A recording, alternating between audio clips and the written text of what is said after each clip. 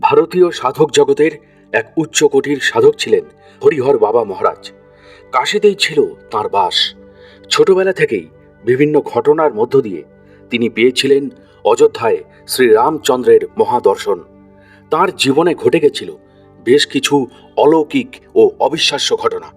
আর এই ঘটনাগুলি সম্পর্কে যদি আপনার কিছু জানা না থাকে, তবে আজকের এই ভিডিওটি শুধু আপনার জন্যই রইল।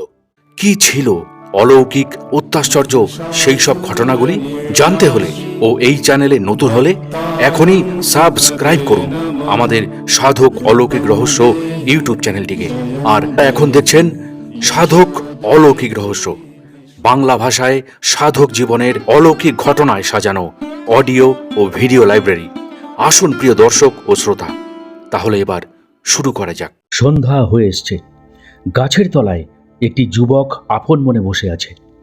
হঠাৎই তার দৃষ্টি পড়ে এক পথচারী সন্ন্যাসীর ওপর। সন্ন্যাসী কৌপিন পরা, মাথায় দীর্ঘ জটা, পরিব্রাজক পরমানন্দে বনের পথ দিয়েই এগিয়ে চলেছেন। কেন মনে হয় সেই সন্ন্যাসীকে দেখে যুবকটির মন বড়ই ব্যাকুল হয়ে উঠল। সে ছুটে গিয়ে তার পথ অবরোধ করে দাঁড়ায়। সন্ন্যাসী বনের মধ্যে হঠাৎ করে যুবকটির পথ অবরোধ করে দাঁড়ানো দেখে প্রথমে একটু চমকে গেলেন। যুবকটি সন্ন্যাসীকে ভক্তিভরে প্রণাম নিবেদন করে বলল, বাবা, আমি বড়ই দুর্ভাগা। এই ভবসাগরে আমার কেউ নেই, তাই দিশেহারা হয়ে কেবলই এদিক ওদিক ঘুরে বেড়াচ্ছি। আপনাকে দেখা মাত্রই আমার মনে হলো আমি যেন আপনার মতোই কৌপিন পরে পথে বেরিয়ে পড়ি। যদি কৃপা করে অনুমতি দেন তবে আপনার সঙ্গেই আমি চলে আসব। সন্ন্যাসী বালকটির কথা শুনে চমকে উঠে বললেন, তোমার পরিজনরা তো চিন্তা করবেন, তাছাড়া আমি বা তোমাকে কিভাবে নিয়ে যাব? আমি তো এখনো কাউকেই শিষ্য করিনি। তবে আমি যাচ্ছি সোনপুরের হরিহর ছত্রের মেলায়। সেখানে বহু সাধক সাধিকা উপস্থিত হন। তোমার ভাগ্য ভালো হলে তাদের কৃপা লাভ করতে পারো, তবে তার আগে তোমার আত্মীয়দের অনুমতি নিতে হবে। তখন যুবকটি বলল, ছোটবেলাতেই তার বাবা মা গত হয়েছেন। কয়েকদিন হলো তার ভাইও মারা গেছে, ফলে সংসারে তার আর কোনো পিছুটানি নেই। সেই দিনই এক বস্ত্রে যুবকটি সন্ন্যাসীর সঙ্গী হলো। পথে চলতে চলতে সেই যুবকটি সন্ন্যাসীকে জানালো তার নাম সেনাপতি, বয়স মাত্র 18 বছর।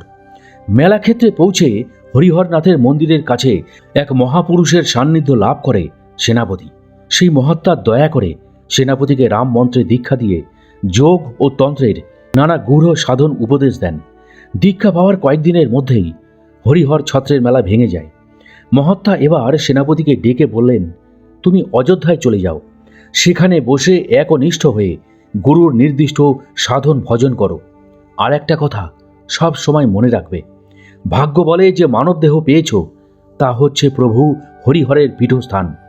সাধন বলে এই পীঠকে জাগ্রত করে তুলতে হবে, তারপর হরিহর ময় হয়ে গিয়ে তোমায় লাভ করতে হবে পরমাত্মাকে।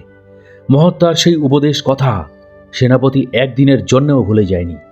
পরম নিষ্ঠা, বৈরাগ্য ও আত্মত্যাগের মধ্য দিয়ে নিজের জীবনকে দিনের পর দিন ধরে সে সমৃদ্ধ করতে থাকে। নিজেকে ভুলে গিয়ে সব সময় নিজের পরিচয় বলতে থাকে হরিহর ভাইয়া নামে। অযোধ্যায় পৌঁছে হরিহর ভাইয়া আনন্দে আত্মহারা হয়ে যান। এই সেই পুণ্যভূমি যেখানে পরম পুরুষ শ্রীরামচন্দ্র আবির্ভূত হয়েছিলেন। তাঁর পায়ের স্পর্শে এখানকার প্রতিটি ধূলিকণা পর্যন্ত পবিত্র। লীলাময় স্থানগুলি তাঁর স্মৃতিতে ভরপুর। পরম উৎসাহ ভরে দর্শনীয় স্থানগুলি হরিহর ভাইয়া দেখতে লাগলেন। দিন রাত চলতে থাকে রঘুনাথজির স্মরণ, মনন ও অনুধ্যান। কিছুদিনের মধ্যেই তার সরযূর তীরে কঠোর তপস্যা শুরু হয়। শীত গ্রীষ্ম আহার নিদ্রা কিছুই বোধ নেই এই তরুণ সাধকের। এক মনে ভজন করে চলেছেন। এই সময় তার কৃচ্ছ ব্রত দেখে অযোধ্যার অনেকেই অবাক হয়ে যেতেন। সারা দিন রাত সরযূ নদীর তীরে এক গাছের তলায় বসে ক্রমাগত 3-4 দিন কাটিয়ে দিতেন। কখনো কখনো 2-4 দিন পরে ধ্যান ভেঙে কোনো মতে এক মুঠো ছাতু জলে ভিজিয়ে খেয়ে তিনি জীবন রক্ষা করতেন। সেই দিন খুব ভোরে অযোধ্যা পরিক্রমা শেষ করে তরুণ সাধক হরিহর ভাইয়া লক্ষণগড়ির দিকে আসছিলেন। হঠাৎ নদীর তীর থেকে ভেসে আসে এক আকাশ বার্তা। সহসা তিনি সরযূ নদীর দিকে তাকিয়ে দেখেন দিক চক্রাবালের কাছে সূর্যের মতো গোলাকৃতি একটি ছবি। সেই দিকে এক দৃষ্টে তাকিয়ে থাকতে থাকতে তিনি দেখতে পেলেন তার ইষ্ট গুরু রঘুনাথজিকে। তিনি দেখতে দেখতেই সেখানে জ্ঞান হারালেন। তারপর যখন জ্ঞান ফিরল, তখন তিনি শুনতে পেলেন এক সুন্দর ভজন সঙ্গীত। সেই সঙ্গীতের সুর শুনে মন্ত্রমুগ্ধের মতো তিনি সেদিকে ছুটে গেলেন। সরজুর তীর ধরে কিছু দূর যেতেই তিনি দেখলেন তার জ্ঞান চক্ষুর অন্তরালে একটি মাটির গুহা। সেখান থেকেই ভেসে আসছে সেই মায়াবী সুরধ্বনি। দৌড়ে গিয়ে তিনি গুহার দ্বারে উপস্থিত হলেন। দেখলেন জটাজুটো সমন্বিত এক বৃদ্ধ বৈষ্ণব চোখ বুজে আপন মনে ভজন গেয়ে চলেছেন। হরিহর ভাইয়া সেই মহাত্মার সামনে উপস্থিত হওয়া মাত্র সঙ্গে সঙ্গে গান থামিয়ে দিয়ে চোখ মেলে তাকালেন। সেই সাধক বললেন, হরিহর বেটা, তুমি এসে গেছো? বেশ বেশ, তোমার আসার জন্যই যে আমি দীর্ঘদিন প্রতীক্ষা করছি। তোমার প্রার্থিত ধন এবার মিলবে। পরম প্রভু শ্রী রামচন্দ্রের আদেশেই আমি তোমাকে দীক্ষা মন্ত্র দান করব। শুভ লগ্ন, আর দেরি নেই। এখনই তুমি সরজুর পুণ্য শরীরে স্নান করে এসো। সেই দিনই তার দীক্ষাদান অনুষ্ঠান হয়ে গেল। এবার হরিহর ভাইয়ার সাধন জীবনে এলো এক নতুন জোয়ার। সারা দেহ মন প্রাণ গুরু নির্দিষ্ট সাধনায় উৎসর্গ করে দিলেন। হরিহর ভাইয়ার গুরুর নাম জানা যায় না। তিনি গুরুর নাম চিরকালই গোপন রেখেছেন। তবে অন্তরঙ্গ মহলে মাঝে মাঝে শুধু বলতেন তার গুরুদেব ছিলেন মহাশক্তিধর। যোগতন্ত্র ও বৈষ্ণবের সাধনায় ছিল তার অবাধ বিচরণ। আসল কথা, ভগবান শ্রী রামচন্দ্রই বৃদ্ধ সাধুর ছদ্মবেশে তাকে দীক্ষা দিতে সেদিন গুহার মধ্যে উপস্থিত হয়েছিলেন, যার জন্য তিনি কখনো এই গুপ্ত কথা তার মুখ দিয়ে ব্যক্ত করতেন না। সাধন ভজনের কতগুলি উচ্চতর পদ্ধতি হরিহর ভাইয়াকে আয়ত্ত করিয়ে গুরুজি একদিন বললেন, আমার প্রাথমিক কাজ শেষ হয়েছে, এবার বিদায়ের পালা। তুমি আমার এই গুহাতে বসে সাধন ভজন করো। শ্রী রামচন্দ্রের দর্শন তো তোমার আগেই হয়েছে। এবার সরজু ত্যাগ করে বেরিয়ে পড়ো পরিব্রাজনের পথে। সবশেষে স্থায়ীভাবে বাস করবে বারাণসীতে।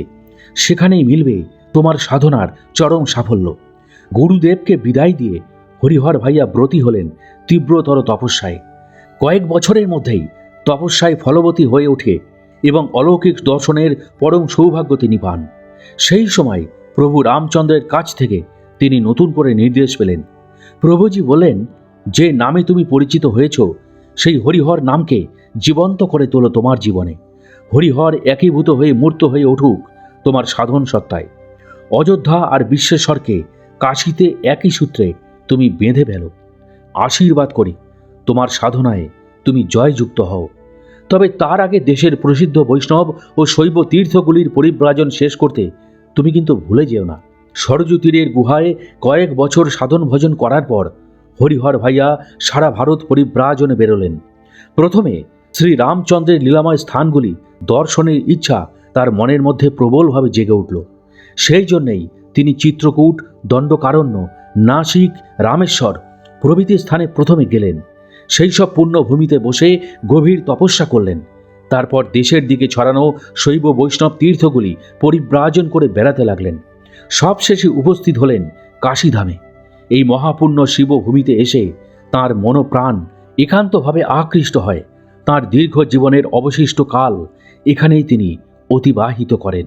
কাশীতে এসে তিনি প্রথমে কাশীর দক্ষিণে, যেখানে বর্তমানে বেনারস হিন্দু বিশ্ববিদ্যালয় স্থাপিত হয়েছে, সেখানে ছিল এক বিশাল বনাঞ্চল। সেইখানেই তিনি তপস্যায় বসলেন। সেই সময় তাঁর সাধন জীবনের ত্যাগ তিতিক্ষা ছিল অসাধারণ।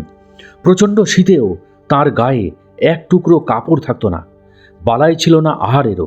এই জন্য তাঁকে কখনো খাদ্য প্রস্তুতের জন্য সময় নষ্ট করতে দেখা যায়নি। কেদারঘাটে রাজারাম চৌবে নামে এক ব্রাহ্মণ বাস করতেন। তিনি ছিলেন অত্যন্ত সৎ, নিষ্ঠাবান ও শাস্ত্রজ্ঞ ব্রাহ্মণ। তাঁর সাথে হরিহর ভাইয়ার যোগাযোগ ছিল। তিনি মাঝে মাঝে গামছায় বেঁধে কিছু ফলমূল নিয়ে নাগোয়ার জঙ্গলে গিয়ে সাধককে দিয়ে আসতেন। তা দিয়েই কোনো রকমে হরিহর ভাইয়ার জীবন রক্ষা হতো। ক্ষুণ্ণবৃত্তির পরেই আবার তিনি ডুবে যেতেন তার সাধনার গভীরে। হরিহর ভাইয়ার বিশেষ সংকল্প ছিল, পবিত্র পঞ্চক্রোশী কাশীধামে বিশ্বনাথের পুরীতে তিনি কখনো বর্জ্য ত্যাগ করবেন না। সেই জন্য তিনি প্রতিদিন ভোর রাতে সাঁতার কেটে গঙ্গার ওপারে গিয়ে প্রাতকৃত্য সেরে আবার ফিরে আসতেন। কি বর্ষা কি শীতে কখনো এই নিয়মের ব্যতিক্রম দেখা যেত না তার মধ্যে। পুণ্য অথবা গঙ্গা ছিল তার পরম প্রিয়। তাই মাঝে মাঝে গঙ্গা মায়ের বক্ষে সাঁতার কেটে কখনো বা পদ্মাসনে বসে পরমানন্দে ভেসে বেড়াতেন। পরবর্তীকালে হরিহর ভাইয়া তুলসী ঘাটে অবস্থান করতেন। এইখানে আসার পর থেকেই বৈরাগ্যের মূর্ত প্রতীক হরিহর ভাইয়ার জীবনের গতিধারায় কিছুটা পরিবর্তন হয়। এখানে মাঝে মাঝে তার সান্নিধ্যে কিছু কিছু ভক্ত ও মুমুক্ষু নরনারী আসতে থাকে। তাকে শ্রদ্ধাভরে ডাকতে শুরু করেন হরিহর বাবা নামে। এইভাবেই হরিহর ভাইয়ার উত্তরণ ঘটে হরিহর বাবায়। হরিহর বাবা কাশীতে অবস্থান করছেন। প্রতিদিনকার মতো সেদিনও তিনি প্রতি রাতে উঠে গঙ্গা স্নান শেষ করেন। তারপরে সিঁড়ি দিয়ে ওঠার সময় হঠাৎই এক দুর্ঘটনা ঘটে। ভাব সাধক পা পিছলে পড়ে যান এক নাগফণির কাঁটা ঝোপের ওপর। তার ভক্তরা তাকে তাড়াতাড়ি টেনে এনে সেবা শুশ্রূষা করতে থাকেন।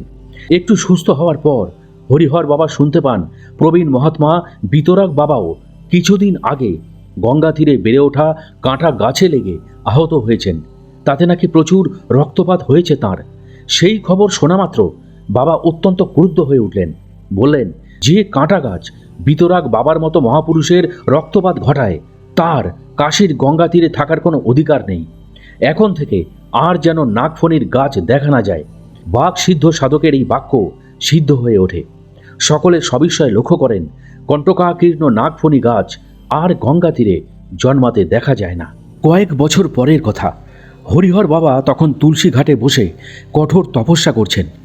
ইতিমধ্যে চারিদিকে তাঁর খ্যাতি ছড়িয়ে পড়েছে। মাঝে মাঝে আর্ত ও মুমুক্ষ নরনারী তাঁর চরণতলে এসে শরণ নেয়। দুঃখের হাত থেকে রক্ষা পেতে চায় তারা। একদিন গভীর রাতে গঙ্গার পাড়ে আসন বিছিয়ে হরিহর বাবা শুয়ে আছেন। এমন সময় আর্ত চিৎকারে তার ঘুম ভেঙে গেল। সেই মহল্লায় এক বৃদ্ধা ভক্ত তার কাছে প্রায় আসা যাওয়া করত। হঠাৎই সে হরিহর বাবার আসনের সামনে এসে আছাড় খেয়ে পড়ে হতাশ হয়ে বলতে থাকে, বাবা, মহা সংকটে পড়ে আমি এসছি। এই অবস্থায় আপনার কৃপা ছাড়া আর কোনো উপায় নেই। আমার ছেলে কলকাতায় চাকরি করে। এইমাত্র সেখান থেকে খবর এসছে সে কলেরায় মরণাপন্ন। বাবা, আমি বিধবা। এই ছেলে আমার একমাত্র সম্বল। আপনি কৃপা করে তার প্রাণ ভিক্ষা দিন। হরিহর বাবা বললেন, মা, তুমি কেন এত উতলা হচ্ছ? সবের বিঘ্নহর রাম নাম জপ করতে থাকো, তাতেই সব বিপদ কেটে যাবে। বিধবা মহিলা তখন বললেন, বাবা, বিপদে পড়লেই তো সবসময় তার নাম জপ করি, কিন্তু বিপদ কাটে কই? বাবা, আপনি নিজের হাতে আমায় একটু ওষুধ দিন। ছেলের জন্য তাই নিয়ে আমি আজই কলকাতায় রওনা হব। এই বলে আবার তিনি কাঁদতে থাকেন। কোনো সান্ত্বনা, কোনো আশ্বাস বাক্যই স্ত্রীলোকটি শুনতে চান না। দুই চোখে কেবলই ঝরতে থাকে অবিরত অশ্রুধারা। অসহায় নারীর ক্রন্দনে মহাপুরুষের হৃদয় বিগলিত হলো। প্রশান্ত কণ্ঠে তিনি বললেন, মা, তুমি আর এমনভাবে কেঁদো না, শান্ত হও। সামনের রাস্তার ধারে ওই দোকান থেকে আমার নাম করে একটা সোহরা ফল তুমি নিয়ে এসো। আমি তোমার ছেলের রোগ মুক্তির জন্য ওষুধ দিয়ে দিচ্ছি। বৃদ্ধা তখনই ছুটে গিয়ে সোহরা ফল দোকান থেকে এনে হরিহর বাবাকে দিলেন। হরিহর বাবা ফলটি হাতে নিয়ে কিছুক্ষণ নাড়াচাড়া করেন। তারপর অস্ফুট স্বরে বলে ওঠেন, জয় রাম, জয় রাম। সঙ্গে সঙ্গে ফলটি ছুঁড়ে মারেন গঙ্গার গর্ভে। এবার করুণাঘন দৃষ্টিতে বললেন, তোমার আর কলকাতা যাওয়ার দরকার নেই। ছেলের অসুখ ভালো হয়ে গিয়েছে। কালকেই খবর পাবে ছেলে সুস্থ হয়ে গেছে। এখন ঘরে গিয়ে পরমানন্দে রাম নাম জপ করতে লেগে যাও। পরের দিনই কলকাতা থেকে আরেকটি জরুরি টেলিগ্রাম সেই বিধবার কাছে এলো। রোগী সম্পূর্ণ সুস্থ হয়ে উঠেছে। তার মায়ের আর আসার কোনো দরকারই নেই।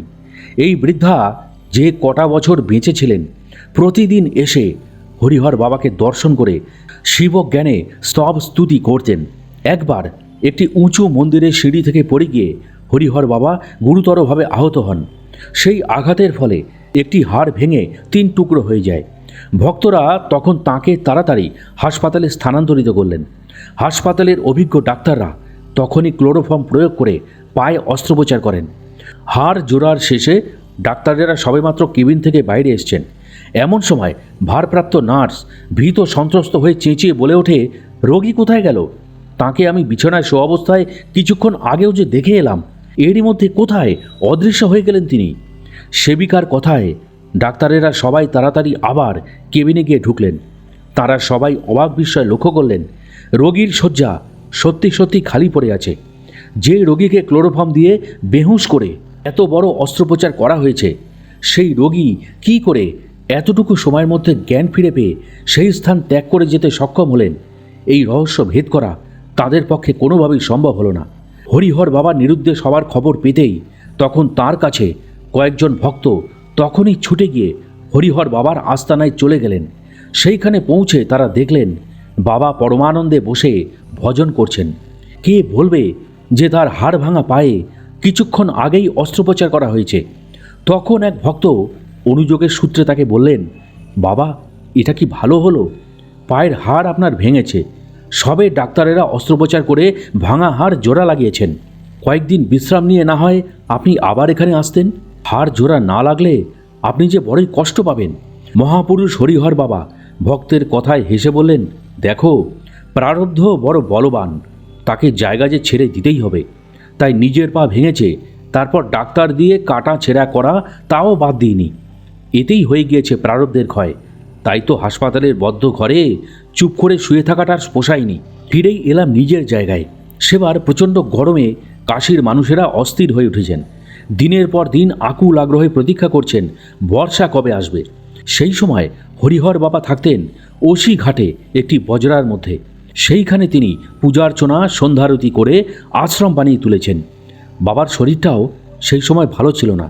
তাছাড়া সারাটা দিন যেমন লুয়ের দাপট গিয়েছে, তাঁর কয়েকজন ভক্ত ভাবলেন হয়তো গঙ্গা বক্ষে একটু ঘুরে আসলে ভালো হয়ে উঠবেন।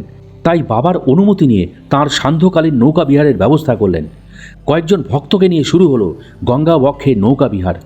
গঙ্গায় কিছুক্ষণ ঘোরার পর দেখা গেল আকাশের এক কোণে জমে উঠেছে কালো কালো পুঞ্জ মেঘ।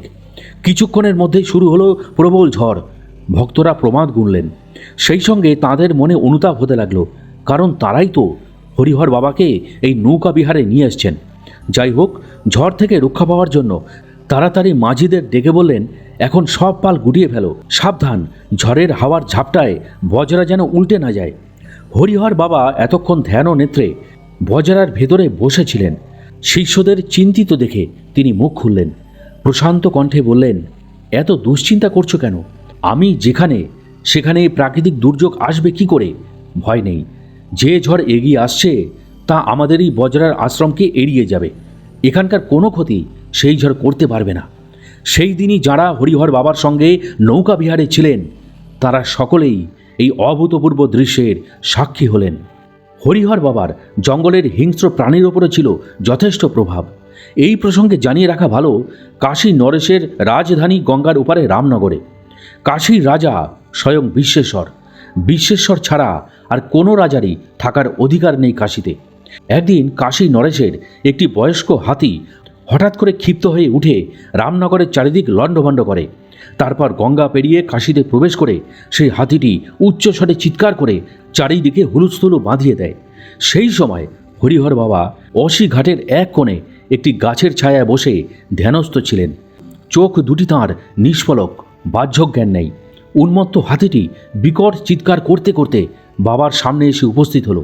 অসি ঘাটে উপস্থিত সকল নরনারী ভয় পেয়ে নিরাপদ স্থানে সরে গিয়ে দাঁড়ায়। সেখানে একমাত্র হরিহর বাবাই কেবল রয়েছেন। সকলেরই মনে ভয়, কি হয় চিন্তা। ভীত সন্ত্রস্ত দৃষ্টিতে লক্ষ্য করছে গঙ্গার পাড়ে নিরাপদ স্থানে দাঁড়িয়ে নরনারীরা। মারমুখী হাতিটি কি করে তখন হরিহর বাবাকে। তারা দেখল সেই দুর্ধর্ষ মারমুখী হাতিটি সাধুর সামনে গিয়ে মুহূর্তের মধ্যে শান্ত হয়ে আত্মসমাহিতভাবে সুর বাড়িয়ে হরিহর বাবার পা স্পর্শ করল। আরও অবিশ্বাস্য দৃশ্য উদ্ঘাটিত হলো তাদের সামনে। তারপর নিচু হয়ে আজ্ঞাবহ ভৃত্যের মতোই দাঁড়িয়ে থাকে উলঙ্গ সাধকের প্রেমের বন্ধনে। সে যেন চিরতরে বন্দী হয়ে থাকে, তার যেন নিজস্ব কোনো সত্তাই আর নেই। উন্মত্ত হাতিটির সেই অত্যাশ্চর্য রূপান্তরের কথা কাশীর নরনারীর বহুদিন মনে ছিল। দীর্ঘদিন কঠোর তপস্যার ফলে হরিহর বাবার শরীর অসুস্থ হয়ে পড়ে। বয়সক্রমে শতকের কোঠায় পৌঁছে গেছে। এই সময় তিনি মাঝে মাঝে অন্তরঙ্গ ভক্তদের কাছে লীলা সংবরণের আভাস দিতেন। একদিন একান্ত সেবকদের ডেকে তিনি বললেন, গাছ বড় জীর্ণ ও পুরাতন হয়ে গেছে, একে আর রাখা ঠিক নয়। পরদিন থেকেই তিনি সমস্ত খাদ্য গ্রহণ পরিত্যাগ করলেন। দেহরক্ষার জন্য নিজেই ব্যবস্থা করলেন শুধু এক কমণ্ডলু পবিত্র গঙ্গা জল। সবাই বুঝলেন এটাই হলো বাবার মহাপ্রয়াণের উদ্যোগের প্রথম পর্ব। অবশেষে 1949 সালের 1 জুলাই তারিখে প্রতীক্ষিত লগ্নটি এসে উপস্থিত হলো। হরিহর বাবার ইচ্ছা অনুসারে অগণিত ভক্ত, শিষ্য ও অনুগামীদের দর্শন দানের জন্য তার ঘরের দ্বার উন্মুক্ত করে দেওয়া হয়। তারপর বেলা 11টায় তিনি তার শেষ নিঃশ্বাস ত্যাগ করলেন। হাজার হাজার নরনারী এসে ঘিরে দাঁড়ায় হরিহর বাবার পবিত্র আশ্রমে। শাস্ত্র নয়নে নিবেদন করে তাঁদের স্বতঃস্ফূর্ত শ্রদ্ধার্ঘ্য। চন্দন চর্চিত, পুষ্পমাল্য বিভূষিত মহত্তার দেহটি স্থাপন করা হয় একটি বাক্সের মধ্যে। তারপর একটি সুসজ্জিত নৌকায় করে বাক্সটি ভক্তগণ মণিকর্ণিকা ঘাটে নিয়ে যান। বেদমন্ত্র ও রামধনু ভজনের অনুরণনের মধ্য দিয়ে বাক্সটি মণিকর্ণিকা ঘাটের অদূরে পবিত্র গঙ্গায় ভাসিয়ে দেওয়া হয়। সমাপ্তি হয় এক মহাবৈষ্ণব মহাত্মার পুণ্য জীবনের। প্রিয় দর্শক ও শ্রোতা, আজকের এই কাহিনীটি আপনাদের কাছে কেমন লাগলো তা অবশ্যই আমাকে কমেন্ট ও লাইক দিয়ে জানাবেন। এবং এই ধরনের কাহিনী নিয়মিত যদি পেতে চান তবে অবশ্যই আমাদের সাধক অলৌকিক রহস্য ইউটিউব চ্যানেলটি একটুও মনে দ্বিধা না রেখে বা সময় নষ্ট না করে এখনই সাবস্ক্রাইব করে ফেলুন এবং পাশের বেল আইকনটিও অল করে দিতে ভুলবেন না। তাহলে আজকের মতো বিদায় নিচ্ছি। খুব শীঘ্রই ফিরে আসছি কোনো মহাত্মা যোগী পুরুষের অলৌকিক জীবন কথাকে নিয়ে।